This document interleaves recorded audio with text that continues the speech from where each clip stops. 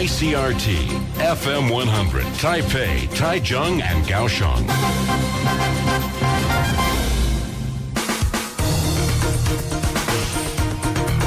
Your news, Taiwan and the world.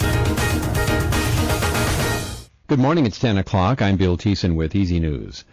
A senior lawmaker for the ruling DPP, who recently resigned his post in protest at the manner in which the party has dealt with the ongoing scandal involving the First Family, has proposed two options for dealing with the alleged misuse of special expense funds by President Chen Shui-bian and Taipei Mayor Ma Ying-jeou.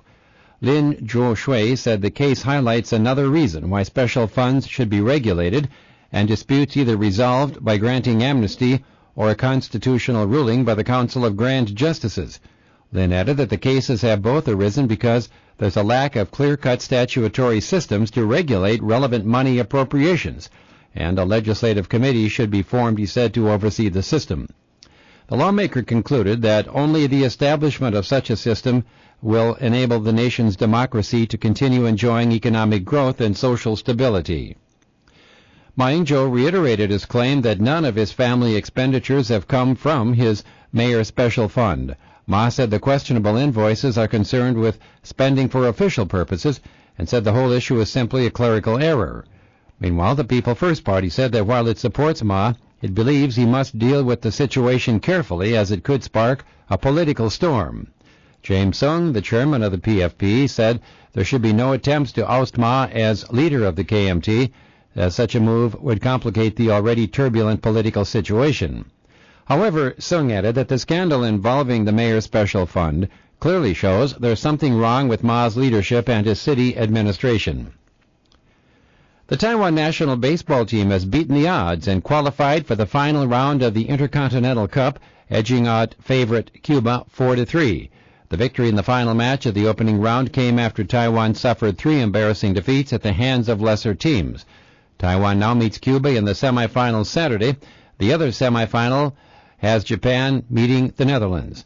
Meanwhile, Taichung Mayor Jason Hu says police are investigating reports that the Cuban baseball team was threatened by a criminal gang prior to the game. However, he added he believes the report is simply a rumor.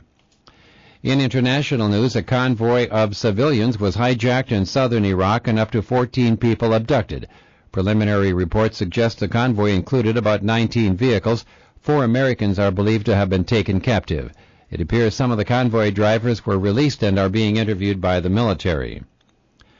The U.S. Senate has overwhelmingly endorsed a plan allowing the U.S. to ship civilian nuclear fuel and technology to India, handing President Bush an important victory on one of his top foreign policy initiatives. Senior lawmakers from both political parties championed the proposal. It reverses decades of U.S. anti-proliferation policy and strengthens a key relationship with a friendly Asian power that has long maintained what the United States considers a responsible nuclear program.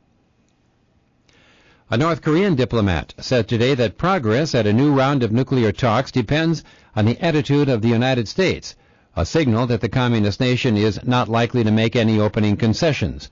North Korea agreed to return to the talks last month after a meeting with the U.S. and China, in which Washington agreed to discuss its campaign to sever the North's access to the international financial system over the regime's alleged illegal activity, including counterfeiting and money laundering. In Washington, Nancy Pelosi, soon to become the first woman to head the U.S. House of Representatives, failed today to convince fellow Democrats to approve a vocal anti-war foe as her top lieutenant.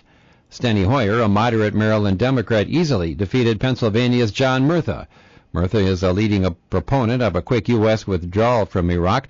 The election was over the next House Majority Leader. A week after Democrats won control of Congress with the war a key issue, the Democratic leadership election handed Pelosi a rather embarrassing first defeat. Later, though, standing shoulder to shoulder, Pelosi, Hoyer, and Murtha vowed to work together to advance their party's agenda. At the top of the list is pushing for a phased withdrawal beginning within months of U.S. troops from Iraq. Ségolène Royal's quest to become France's first woman head of state took a giant leap forward today. She was crowned as the socialist presidential candidate for next year's election. The result is likely to silence many leftist critics who had portrayed her as a lightweight populist and inexperienced campaigner. Weather forecast, partly cloudy skies up north, clear skies in the center and south. Right now, 22 degrees up north, 22 in the middle of the island, 23 in the south. With Easy News at 10, I'm Bill Thissen.